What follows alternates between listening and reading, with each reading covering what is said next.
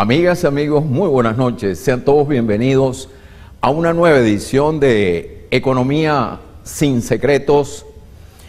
Empezamos el año 2014 sin nada que nos indique rectificaciones o cambios en la política económica que desarrolla el gobierno. Siguen empeñados en continuar por el mismo camino que acabó con las reservas internacionales, que multiplicó el endeudamiento interno y externo, que desató el problema de la escasez y el desabastecimiento y tienen desbocada a la inflación. No se dan cuenta que hacer lo mismo provoca los mismos resultados en detrimento de la situación del país y la calidad de vida de todos los venezolanos.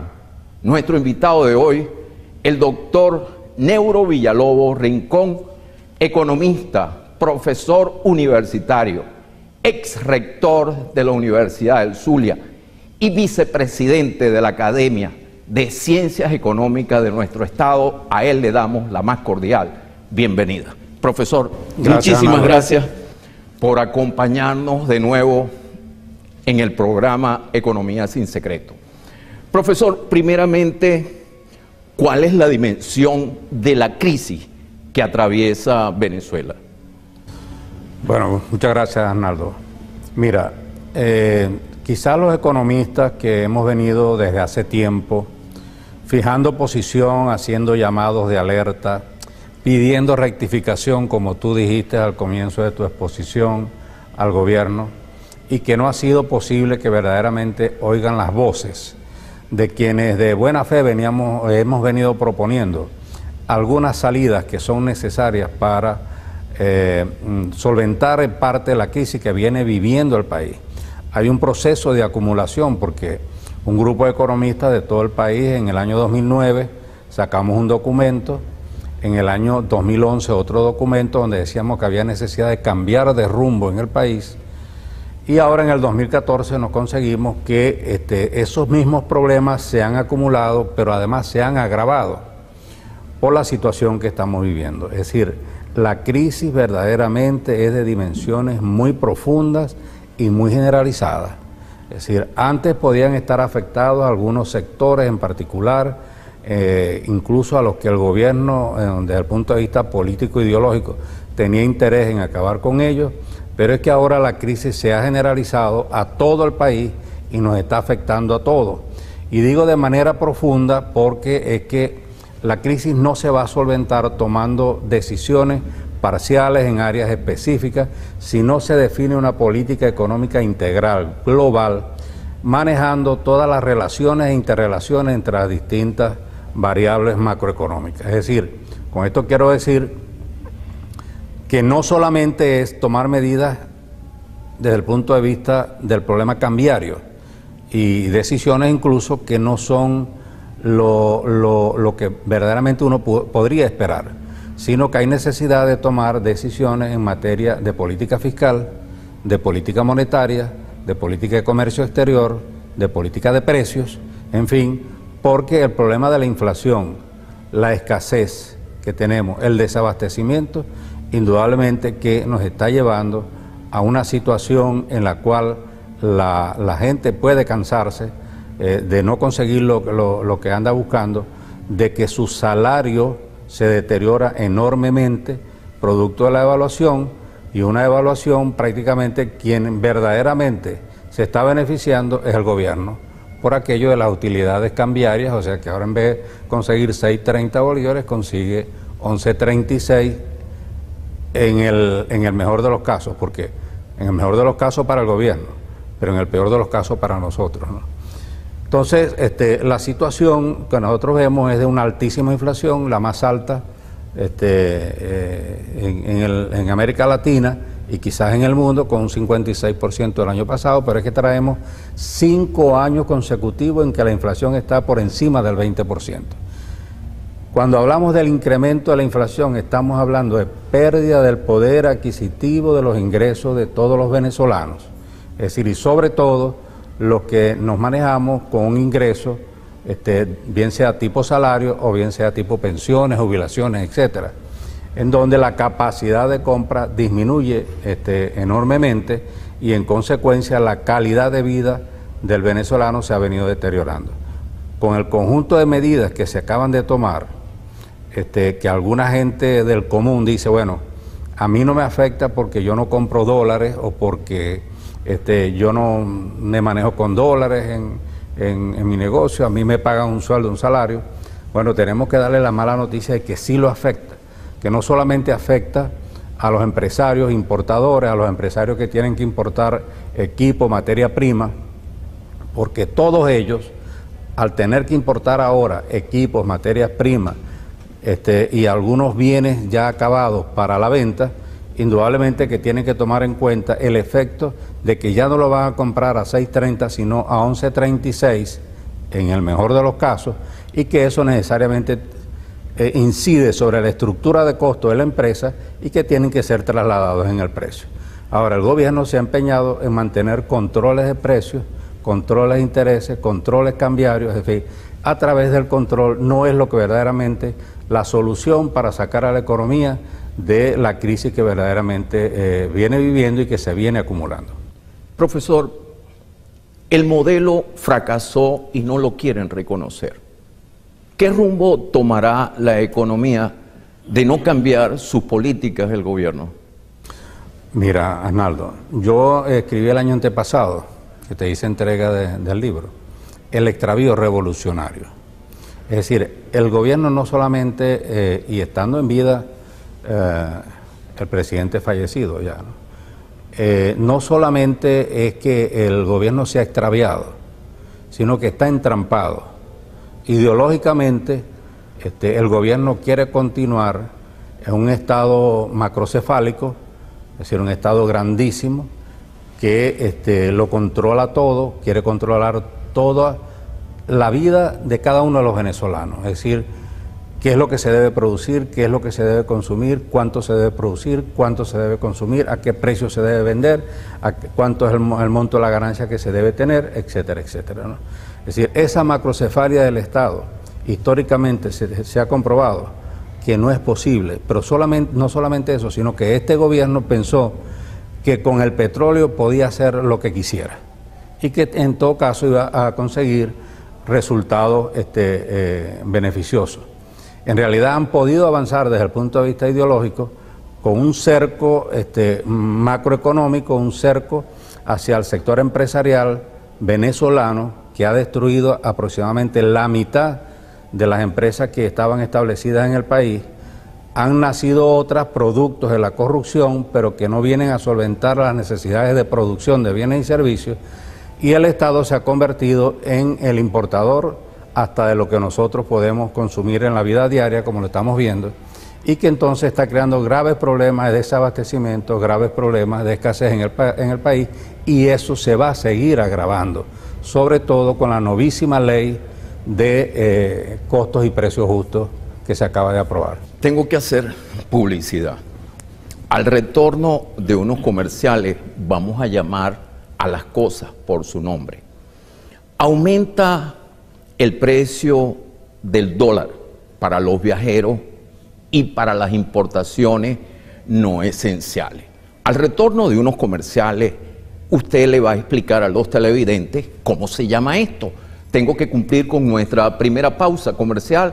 Al retorno seguiremos conversando con el doctor Neuro Villalobos Rincón, economista, profesor universitario, ex rector de la Universidad del Zulia y vicepresidente de la Academia de Ciencias Económicas de nuestro estado.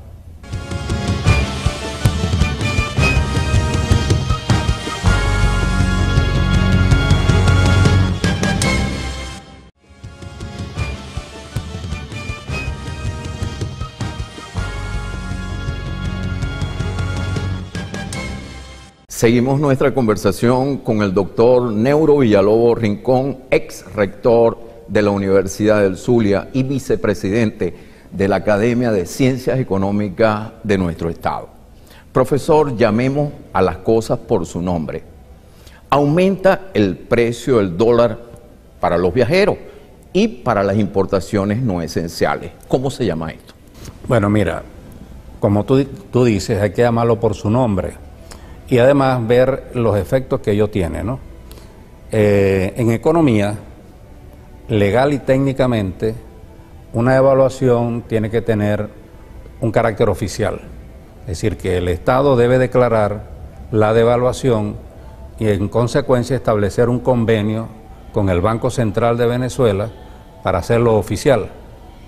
El gobierno no ha hecho eso porque quiere confundir a todos los venezolanos, porque afuera, obviamente, fuera de la frontera del país, nadie está confundido, sino que el gobierno quiere confundir a los venezolanos diciendo que no ha habido una devaluación. Ahora, ¿por qué el gobierno le teme a la palabra devaluación? Es más por la posición populista que siempre ha tenido el gobierno y buscando no correr con los costos políticos que significa una devaluación.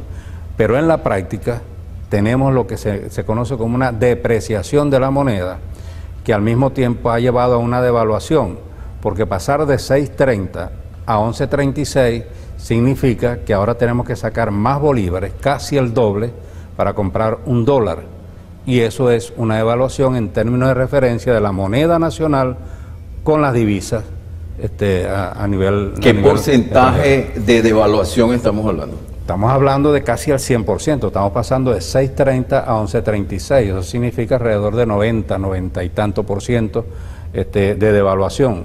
La mayoría habla de casi el 100 porque ya incluso el 11.36 va a ser una referencia pasada, porque justamente la escasez de divisas y el retardo que ha tenido el gobierno en ir a una nueva subasta indica que verdaderamente muy pronto estamos por encima de los 12 bolívares el dólar y muy pronto pudiéramos llegar cercano a los límites de 20 bolívares por dólar.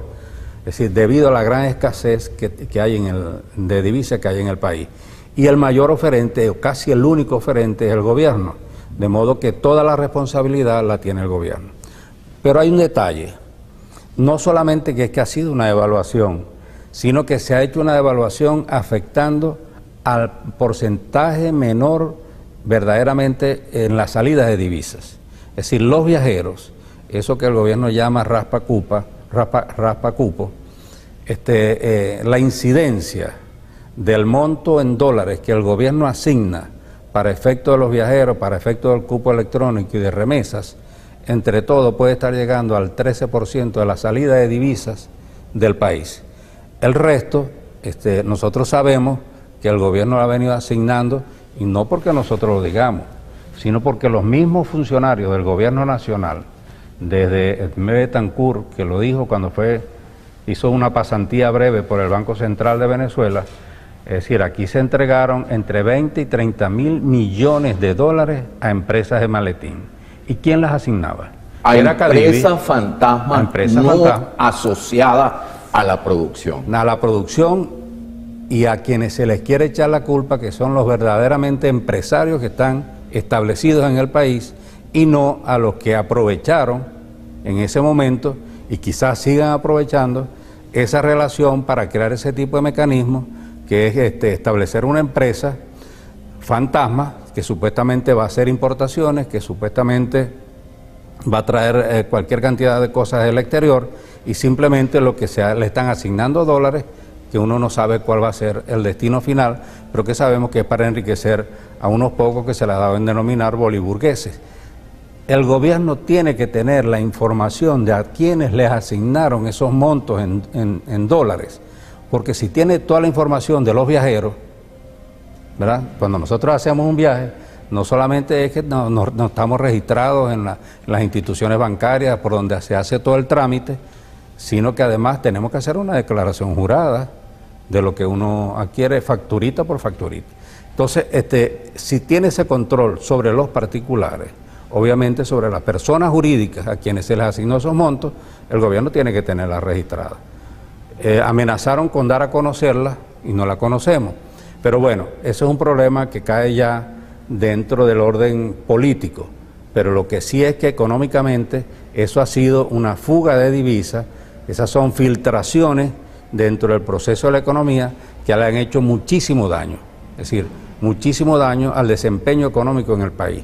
Y el gobierno tiene que tratar de ver cómo recupera eso que verdaderamente salió de esa manera, esa sangría que se hizo en el país, y cómo verdaderamente trata de resolver los problemas en el fondo, es decir, de donde verdaderamente significa la gran salida de divisas del país, y no afectando a unos cuantos particulares que necesariamente en sus vacaciones, o por razones de trabajo, o por razones de salud, por razones de educación, etcétera, tienen que viajar, o tenemos que viajar, vamos a decirlo en términos plurales, ¿no? Tenemos que viajar. Entonces, yo creo que ahí se está castigando a una gran parte de la población, en donde verdaderamente los efectos económicos de restricción de salida de divisas no tiene mayor impacto para efecto de lo que es el desempeño del gobierno nacional. Ahora que me tocó el tema de los raspacupos, es cierto,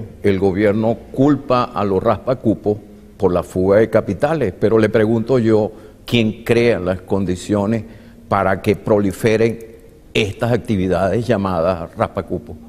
Bueno, mira, desde hace muchos años, desde que empezó este gobierno, en el año 2003, cuando se tomó la decisión del primer control cambiario establecido por el gobierno, desde entonces se viene diciendo y empezaron a tomarse decisiones de controles de precios, controles de interés y ahora hasta control de ganancias. Nosotros hemos venido planteando, los economistas de este país, que es necesario ir desmontando gradualmente ese tipo de control para permitir que justamente haya más posibilidades de que capitales extranjeros y capitales nacionales se dediquen a producir.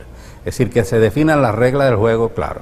Porque ¿qué es lo que se requiere en todo caso para salir de esta crisis? Y permíteme dar el salto para allá. Y es que primero se requiere el respeto al marco jurídico y a los derechos económicos. Abrir la economía. Por lo menos las reglas del juego, claro, diciendo aquí está lo que dice la Constitución, ¿no? Las leyes que nosotros queremos elaborar es en fundamento de una política económica que hemos diseñado y que es esta, aquí como dije, de tipo cambiario, de tipo fiscal, de tipo monetario, de tipo de precios, etcétera, ¿no? Esta es la política económica. Nosotros vamos a respetar lo que está aquí y los derechos económicos. Pero nosotros vemos que el gobierno, a través de decretos, leyes, por la vía habilitante, ha venido vulnerando las disposiciones legales del país e incluso por encima de la Constitución. Entonces, en ese sentido, el que tiene sus recursos no se atreve a invertir porque además no sabe primero las reglas del juego y después está expuesto a las expropiaciones, confiscaciones, etcétera, que inconstitucionalmente en la ley de costos y precios justos, para tratar de regular la ganancia, se convierte en un tribunal de alzada a la Superintendencia de Comercio de Defensa Socioeconómica, de los derechos socioeconómicos. Tengo que hacer publicidad. Vamos a dejar una pregunta en el aire, porque el próximo miércoles se cumplen 11 años de haberse instaurado el control de cambio en Venezuela. Hacemos publicidad y al retorno nos hace un balance de esos 11 años del control de cambio en Venezuela. Tenemos que cumplir con nuestra segunda pausa comercial. Al retorno seguiremos conversando con el doctor Neuro Villalobos Rincón, ex rector de la Universidad del Zulia y vicepresidente de la Academia de Ciencias Económicas de nuestro estado.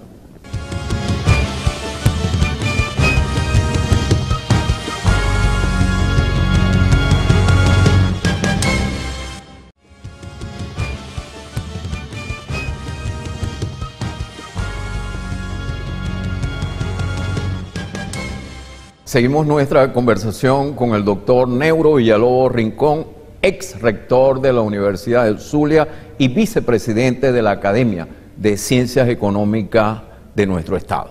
Profesor, a 11 años del control de cambio que se cumplen el próximo miércoles, ¿qué balance nos puede hacer de esta medida? Bueno, para hacer una evaluación, primero habría que ver quiénes se han beneficiado. con esa decisión. ¿Y cuál ha sido el beneficio en general desde el punto de vista económico? Y si uno lo ve ahorita y hace un balance del desempeño económico del gobierno, que no solamente el control cambiario, o sea, sino control de precios, como dije antes, control de tasas de interés y ahora control de ganancias, o sea, que no entiende uno cómo, si no le han dado resultados los controles y se le han venido diciendo que en términos de evitar una fuga de capitales masiva, etcétera, se vaya desmontando el control de cambio, y no lo han hecho. Porque ¿cuál ha sido el beneficio para la población cuando nosotros vemos ahora que justamente el gobierno no ha podido abatir la inflación? Y yo dije desde el comienzo, que y eso fue está escrito, uno de los objetivos del control de cambio. los objetivos del control de cambio. Es decir, no ha podido abatir la inflación. Y no ha impedido la fuga de capital. No ha impedido la fuga de capitales porque por lo tanto el balance es negativo. Ella misma lo ha propiciado. Entonces el balance es totalmente negativo. Y ahora, es decir, que hemos llegado, como dije también al comienzo, a esta acumulación de desajustes, de desequilibrios en todas las áreas de la economía, indudablemente que ahí es donde está entrampado el gobierno. Quisiera continuar con su avance ideológico, pero en términos económicos se da cuenta que no le es posible, que no le es factible, y está tratando de ver cómo enmascara decisiones que pudieran tildarse de fondos monetaristas. Es decir, ¿qué significa esto? Hay un elevado déficit fiscal. El 15% del Producto Interno Bruto asciende ya el déficit fiscal. ¿Qué significa cuando hablamos de déficit fiscal? Es decir, la política fiscal se fundamenta en los ingresos públicos, es decir, los ingresos del Estado, y el gasto público, que son los gastos del Estado, y además la deuda pública, que es la posibilidad de endeudamiento que tiene el Estado. Cuando hay un déficit, quiere decir que el Estado está gastando más de lo que le ingresa, y generalmente ha sido así porque el crecimiento en algunos momentos que ha tenido el país ha sido fundamentalmente por el crecimiento del consumo y no de la inversión, que es la que verdaderamente genera bienes y servicios. Y el gobierno entonces se ha afincado en que el consumo, salidas algunas empresas de la posibilidad de ofertar bienes y servicios por las propias decisiones del gobierno, entonces el gobierno se ha convertido en el mayor importador de bienes y servicios para todo lo que haga falta en el país. Entonces el gobierno ha venido gastando más de lo que verdaderamente le ingresa. Entonces, ¿qué está planteado en el momento en el país? Y que el gobierno no quiere decirlo. Tiene que tomar decisiones para ver cómo aumenta el ingreso, que tiene que ser por la vía de tributación o por la vía de seguir endeudándose, que ya la deuda verdaderamente es colosal, pero necesariamente tiene que estar pensando en una mayor progresividad del impuesto sobre las rentas, es decir, mayores tasas del impuesto sobre las rentas, mayor tasa en el IVA, la posibilidad del débito bancario, el incremento en el precio de la gasolina, el incremento en las tarifas de los otros servicios eléctricos, agua, etcétera, y eso significa, mira, un barril de gasolina al fuego de la inflación. Porque los errores económicos del gobierno lo tenemos que pagar nosotros los venezolanos. Todos los errores de todos los gobiernos los pagamos toda la población, ¿no? Por eso es que hay que poner mucha atención en los momentos de elecciones, no dejarnos encandilar, ¿verdad? Por algunas propuestas que verdaderamente hacen cuando son candidatos. Si nosotros revisamos la propuesta que hizo el candidato Chávez con lo que verdaderamente ha hecho, es todo lo contrario. Recuerda que él dijo que iba a abatir la corrupción, que iba en contra de la inflación e incluso en contra de la burocracia en el país. La burocracia se está llevando una enorme proporción en el gasto público del Estado, y de 23 ministerios hemos pasado a 33, cuando Chávez dijo que aquí en este país con 12, 13 ministerios se podía administrar el país. Y ahora, empezando el año, con todas las dificultades económicas que tenemos, se crean 111 viceministerios en el país.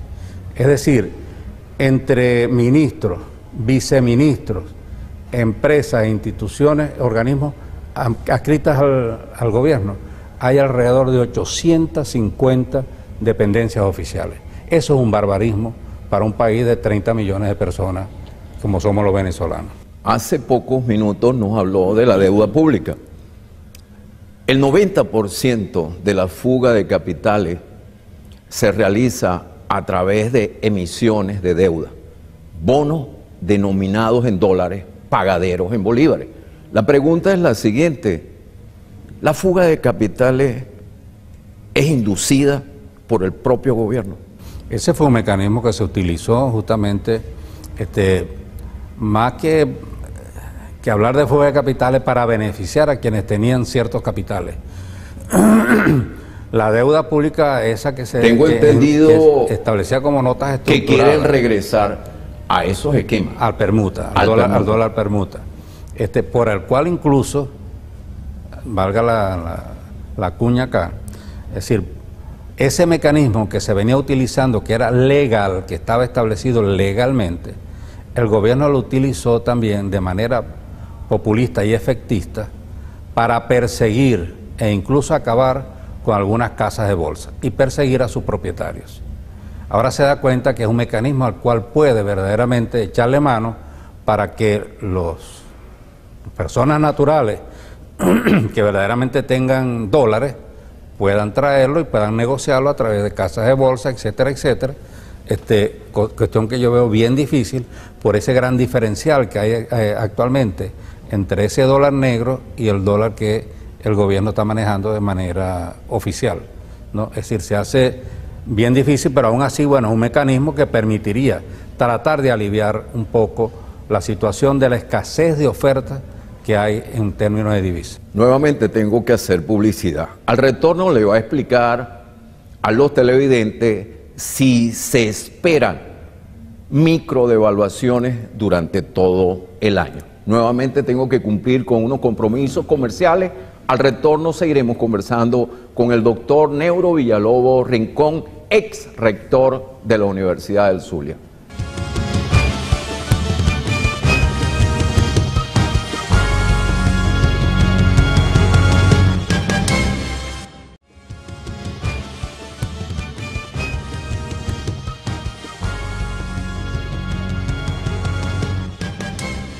Seguimos conversando con el doctor Neuro Villalobos Rincón, vicepresidente de la Academia de Ciencias Económicas del Estado Zulia. ¿Se esperan microdevaluaciones durante todo el año, profesor? Mira, Arnaldo, y a los quienes nos escuchan y nos ven, mientras persista la escasez de oferta de divisas, indudablemente que el gobierno va a tener que recurrir a esas microdevaluaciones. Mientras persista el déficit fiscal tan pronunciado, el gobierno tiene que recurrir a las mini devaluaciones. Es decir, digo mini devaluaciones a través del SICAD. A través del SICAD, a través de ese mecanismo que no es ninguna subasta. El concepto de subasta no es lo que se viene haciendo en el SICAD. Tampoco es un sistema de bandas. Tampoco es un sistema de bandas. Lo que sí es un sistema de bandas para la corrupción. O sea, ahí verdaderamente lo que se está estableciendo son nuevos mecanismos más refinados para efecto de la corrupción, porque no es subasta, o sea, la subasta es que el que ofrezca más, a ese se le da, ¿verdad? No lo ven en Sotheby's, o sea, cuando están haciendo las célebres subastas allá. Aquí no, aquí el gobierno ya se establece una banda, lo que él dice una banda, y entonces después el que esté por arriba o el que esté por debajo, ellos determinan a quién se le va a dar. Esa discrecionalidad es una fuente terrible de corrupción. Pero decía, o sea, mientras persista el déficit fiscal, mientras persista la escasez de oferta de divisas, indudablemente que la moneda venezolana va a estar, como se llama normalmente, apreciada, o sea, por eso no se deprecia, sino que está apreciada. Su referencia en términos de costos con las divisas está muy por debajo y en consecuencia, por eso nosotros vemos a cómo se ha elevado el precio en el mercado paralelo del dólar. O sea, significa que hay una escasa oferta de divisas y hay una enorme demanda de divisas. Entonces, mientras eso se mantenga de esa manera y no se busque un mecanismo, porque prácticamente, como decíamos también al comienzo, el único oferente de divisas es el Estado. Es decir, nosotros ahora somos más dependientes del petróleo y en consecuencia mucho más vulnerables a la economía que años atrás. El 96,3% de lo que ingresa en el país es por la venta de petróleo. Es decir, imagínense ustedes el grado de dependencia que tenemos de ese solo producto de exportación. ¿Y qué es lo que entra en divisas? Lo que vendamos por petróleo, claro, porque el gobierno justamente acabó con la posibilidad de diversificación de la economía para que pudiéramos exportar otros rubros que se venían haciendo, que incluso llegó a ser hasta el 15% y el petróleo proveía el 85%. Ahora provee el 96,3% e indudablemente pues hace muy peligroso y muy vulnerable el funcionamiento de la economía, porque lo que pase con el petróleo y los precios del petróleo es determinante para todos nosotros. Y el gobierno no tiene gobernabilidad sobre la definición y determinación de los precios del petróleo en el mercado internacional. El gobierno a nadie le entregó dólares en el mes de enero. Este recorte de dólares que le hicieron a los viajeros, detrás de todo eso subyace un agotamiento de las reservas internacionales. No solamente el agotamiento de las reservas internacionales. Mira, si a todos los venezolanos nos explicaran, mire que tenemos una situación económica verdaderamente trágica, las reservas internacionales han bajado al mínimo, eso ha sido como consecuencia de, y explicar al gobierno verdaderamente que no sea tan opaco el manejo de las divisas y explicar a las razones. Yo creo que la gente, los venezolanos, estaríamos de acuerdo en que se tomen algunas decisiones que pueden ser fuertes en un momento, pero que dentro de la definición de una política económica vamos a mejorar en 1 año, 2 años, 3 años, etcétera, y todos vamos a estar felices, ¿no? Adscritos al Ministerio de la Suprema Felicidad, que no podría lograr que eso fuera así. Pero mientras tanto, si esa posición del gobierno no se precisa, se aclara y se sincera, indudablemente que el gobierno lo que está es mandando más bien mensajes que tienden a darle una mayor calificación al riesgo país. Es decir, que no nos vean verdaderamente como opción los inversionistas en el extranjero. Entonces, ¿por qué, por ejemplo, hacen eso con el cupo de los viajeros y el gobierno no rebaja los viáticos para la salida del exterior de los funcionarios públicos? Porque si dice que nosotros nos podemos mantener durante 8 días con $700 en la Florida, bueno, entonces los viáticos tendrían que, de los funcionarios públicos, tendrían en todo caso que ajustarse también a eso, ¿no?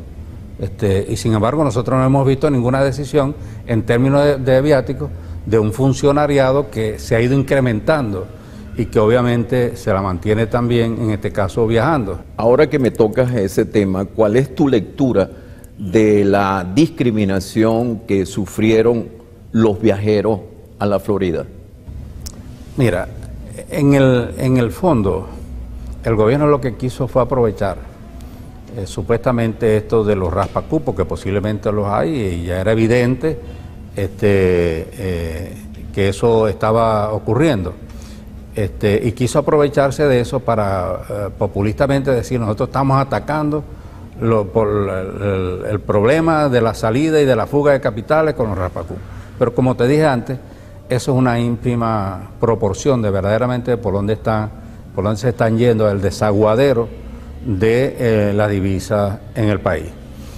Yo diría, ¿no?, que así como el gobierno, ante el problema de la inseguridad, que lo viene desbordando, ha tenido que aferrarse a los gobernadores y alcaldes, todos, sin distinciones políticas ni ideológicas, supuestamente para combatir la delincuencia, etcétera. ¿Por qué en el plano económico, si el gobierno fuera sincero, no llama a todos los factores y sectores económicos para que podamos salir del atolladero de esta crisis económica que verdaderamente es descomunal, que es demasiada profunda y demasiada amplia como para que no nos neguemos ninguno a intervenir en salvar la situación económica del país. Yo estoy seguro que va a tener muchísimas respuestas, no solamente, si el gobierno fuera sincero, no solamente de los sectores empresariales, sino también de los sectores trabajadores del país. Nuevamente tengo que hacer una pausa. Al retorno le vas a explicar a los televidentes si devaluación, inflación, escasez y desabastecimiento son signos de una economía enferma. Nuevamente tenemos que cumplir con unos compromisos comerciales. Al retorno seguiremos conversando con el doctor Neuro Villalobos Rincón, vicepresidente de la Academia de Ciencias Económicas del Estado Zulia.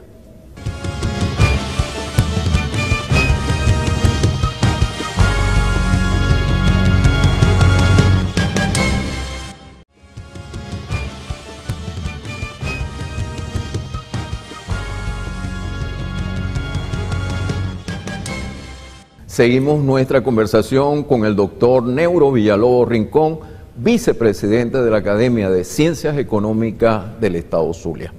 Finalizando el segmento anterior, le dejé una pregunta en el aire: si devaluación, inflación, escasez y desabastecimiento son signos de una economía enferma. Sin duda, Arnaldo, sin duda. Es decir, porque, vamos a decir así, esas son las consecuencias en estos momentos de malas decisiones que se han venido tomando en el pasado, que se han ido acumulando y que han venido creando desequilibrios en todas las áreas de funcionamiento de la economía. En consecuencia, mira, siempre se nos ha dicho de estudiantes de economía que el motor de desarrollo es la inversión. Y eso no tiene, a mi modo de ver, discusión. Es decir, el desarrollo necesariamente pasa porque los países estimulen la inversión privada, tanto nacional como extranjera, y que el gobierno también de su presupuesto invierta una elevada proporción también en lo que se denominaría el capital social básico, que es toda la infraestructura que se requiere de apoyo al proceso productivo nacional. Pero con la ventaja de que las inversiones van a generar bienes y servicios, que es la oferta de bienes y servicios, van a generar empleo, y en consecuencia ese empleo significa una demanda de bienes y servicios que también estimula lo que Keynes llamaba una demanda inducida por un aumento en los sueldos, los salarios, en los ingresos de la gente, ¿no? Entonces, es decir, el gobierno se ha afincado fundamentalmente en la variable del gasto. En esa ecuación que todos conocemos como economistas y como estudiantes de economía. Y eso ha provocado el déficit fiscal que tenemos actualmente. Exactamente, ¿no? Si uno analiza la economía con la ecuación del producto, que el Producto Interno Bruto es igual a consumo más inversión, más exportaciones menos importaciones, indudablemente que ahí tiene, mira, para definir por qué verdaderamente la situación que está viviendo el país en estos momentos. Es decir, es una economía enferma, es una crisis, Arnaldo, que hay que insistir, es profunda, es muy amplia y requiere del concurso de todos los venezolanos, no solamente para paliar y tratar de bajar el nivel de reclamo, de protesta, etcétera, sino para que sinceramente podamos sacar al país del atolladero económico en que estamos. Acaba de salir un pronunciamiento de la Academia Nacional de Ciencias Económicas y también de un grupo de economistas, entre los cuales nos contamos algunas de acá del Zulia, en donde se ha hecho un análisis de esa situación y al mismo tiempo se vienen haciendo una serie de propuestas pidiéndole una rectificación al gobierno nacional. Ahí está el aporte de venezolanos, que también somos estudiosos de la materia económica y que el gobierno no le estamos pidiendo empleo para nosotros, lo que nos estamos pidiendo es que nos oigan, porque lamentablemente en el gabinete económico no hay ningún economista de este gobierno. Es decir, hay ingenieros que pueden tener todos los cursos que quieran, pueden tener experiencia, pero por lo que uno ve, este es un gobierno que viene actuando con el viejo método del ensayo y el error. Y obviamente ha llegado a su nivel de incompetencia, como sería el principio de Peters. Hablando de ese método de ensayo y error, todos estos experimentos de CADIVI, SIGMI, CICAT y ahora el Centro Nacional de Comercio Exterior están condenados al fracaso. Están condenados al fracaso porque el problema no es de denominaciones ni de ¿cómo se llama? En todo caso, de niveles de gobierno, o sea, de nomenclatura, Es decir, el problema es de política económica en el buen sentido de la palabra, es decir, de política económica integral, que tome en cuenta todos los aspectos de la vida nacional que afectan a todos los venezolanos. Pero las políticas económicas que aplique el gobierno atacan las consecuencias y no las causas. Y no las causas, exactamente, ¿no? Entonces, y no solamente eso, sino que sigue con un enorme sesgo ideológico y populista. Y el país ya no aguanta más. Es decir, no lo estamos diciendo en términos de que se viene diciendo desde hace tiempo que no aguanta más. No. Es que ahora los problemas del país están afectándonos a todos los venezolanos y no solamente a algunos sectores a los que el gobierno no les tenía un afecto particular. Profesor, así como vamos, ¿Venezuela es inviable? Venezuela, es decir, por el camino que vamos verdaderamente, vamos a lo que yo digo como subtítulo en el libro también que saqué hace 2 años, o sea, del extravío revolucionario. Estamos viviendo un proceso de degradación política y de desbarajuste económico. Hacia allá está yendo el país, lamentablemente, si no hay oído, si no se presta oído y se va de manera sincera a una rectificación, que para eso sería el diálogo que se le pide a la oposición, pero que se le pida a todos los niveles de la oposición y que participen todos los niveles de gobierno, tanto de la oposición como del oficialismo, indudablemente que vamos hacia un desastre nacional. Pese a la crisis económica, ¿el cuadro político todavía favorece al gobierno? Hasta ahora sí, porque, mira, el gobierno siempre ha contado con muchos recursos en términos del precio del petróleo, ¿no? Y que a pesar de ese desbarajuste económico, sigue entrando muchos recursos todavía. Por eso nosotros creemos que podemos superar la crisis relativamente rápido si se rectifica en términos de la medida y si se cambia de rumbo, si el gobierno en verdad toma conciencia de eso y dice verdaderamente vamos mal, podemos ir peor, en consecuencia vamos a rectificar. Si el gobierno lo hace de esa manera, yo estoy convencido que esos enormes recursos que se están dilapidando por vía de emisiones, que lo que hace es verdaderamente convertirse en sistemas de carácter asistencialistas para el grueso de la población y que no generan verdaderamente empleos productivos, indudablemente que no vamos a salir del atolladero. Aquí hay que atraer inversiones, el gobierno tiene que definir ese marco jurídico y respetarlo, y al mismo tiempo definir una política económica integral y respetar las decisiones que tome en conjunto con todos los factores y sectores económicos del país. Si a 11.30 el precio del dólar sigue siendo barato, ¿esto alimenta el modelo importador que tenemos en Venezuela? Sin duda, porque resulta mucho más barato importar que producir aquí en Venezuela, pues, ¿no? Y no estimula a los exportadores venezolanos porque no tenemos justamente el estímulo por parte del gobierno, sino que al contrario ha acabado con todos aquellos que venían haciendo exportaciones distintas a las del petróleo. 2 preguntas para finalizar. ¿Cuál será el reto de la oposición este año, que no hay elecciones? ¿Y cuál es su opinión del llamado a la calle que están haciendo algunos dirigentes políticos? Bueno, eso implica asumir una posición política, ¿no?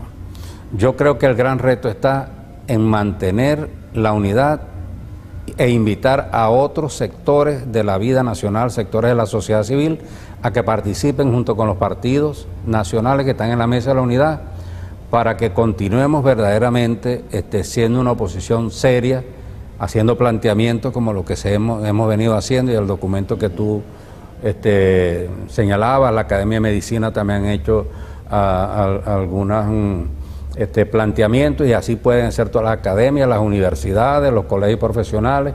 En fin, yo creo que la mesa de la unidad necesariamente pasa por eso. No es una mesa de la unidad para oponerse, sino justamente para proponerse a sacar al país del atolladero. Y por otro lado, verdaderamente dejar no las aspiraciones, pero sí las apetencias individuales, las apetencias grupales que nos están llevando a cosas como esta.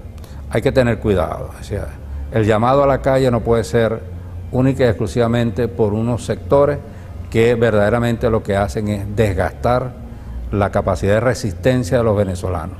Si vamos a hacer un llamado a la calle, vamos a hacerlo entre todos los sectores y factores de la oposición, pero mediante una justificación.